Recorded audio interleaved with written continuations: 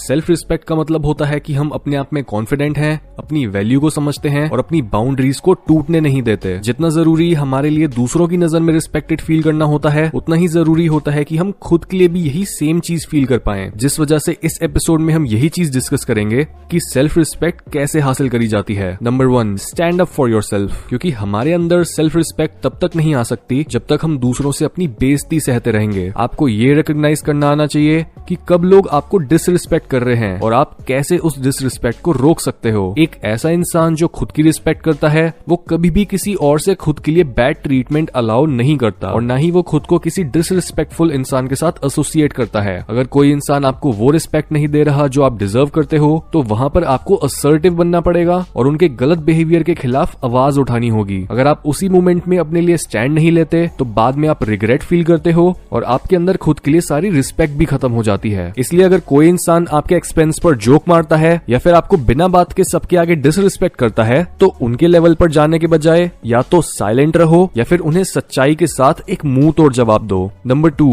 Focus on your skills. जब तक आप ये नहीं समझ पाओगे कि आप क्या करने के केपेबल हो तब तक आप खुद को पूरी तरह से अप्रिशिएट और रिस्पेक्ट कर ही नहीं पाओगे। हर इंसान के अंदर उनकी यूनिक एबिलिटीज और टैलेंट्स होते हैं या फिर उनके अंदर इन स्किल्स को डेवलप करने की पोटेंशियल होती है और आपका काम है अपनी इन्हीं यूनिक कैपेबिलिटीज को ढूंढना अलग अलग चीजों को ट्राई करके, जिससे ये पता चल सके कि आप किस काम में बेस्ट हो और कौन सा काम आपको सबसे ज्यादा मीनिंगफुल लगता है। जब आप एक्चुअल में अपने आप को अपने काम और क्रिएटिव टैलेंट्स के थ्रू ज्यादा वैल्यूएबल बनाओगे तब आपके अंदर खुद ब खुद अपने लिए रिस्पेक्ट आने लगेगी और इवन दूसरे लोग भी आपको ज्यादा अप्रिशिएट करने लगेंगे। Number 3, forgiveness and self love. आप सेल्फ रिस्पेक्ट तभी गेन कर पाओगे जब आप खुद को अपनी पास्ट की मिस्टेक्स के लिए माफ करोगे। मुश्किल सिचुएशंस हर किसी की लाइफ में आती हैं और उनसे हमेशा कुछ न कुछ सीखने को मिलता है, लेकिन जब हम अपने आप को ही किसी बुरी सिचुएशन के लिए ब्लेम करने लगते हैं और अपनी आइडेंटिटी को ही इस शेम से जोड़ लेते हैं तब हम अपनी नजर में खुद के लिए सारी इज्जत खो देते हैं। इसलिए बेटर यही होगा कि आप अपने ऊपर इतना हार्श होने के बजाय अपने आप को वही प्यार, फॉरगिवनेस और रिस्पेक्ट दो जो आप अपने सबसे क्लोज फ्रेंड्स या फैमिली को देते। Number 4, heal your childhood trauma. क्योंकि कई लोग ऐसे होते हैं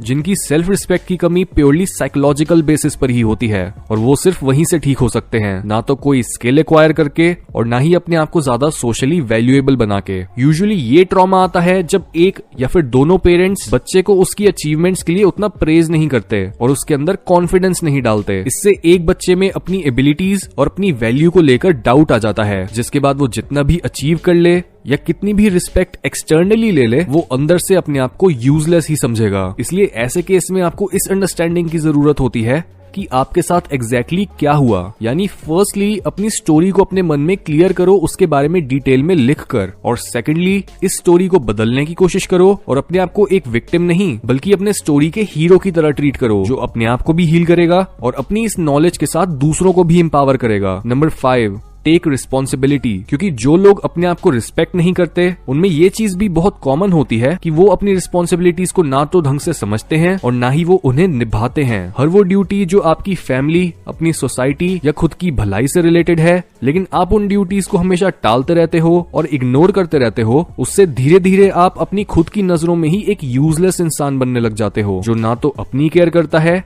और ना ही अपने चाहने वालों की। आपको ये पता होना चाहिए कि आपको किस टाइम पर क्या काम करना है, वो काम क्यों जरूरी है और अगर आप वो काम ना करो तो उससे आपके रिलेशनशिप्स और आपके खुद के फ्यूचर पर क्या प्रभाव पड़ेगा। इसलिए अगर आप डीप इनसाइड इनसिक्योर हो और खुद को रिस्पेक्ट नहीं करते तो ज्यादा रिस्पॉन्सिबल बनो और ऐसा बोझ उठाओ जो आपके लिए मीनिंगफुल हो।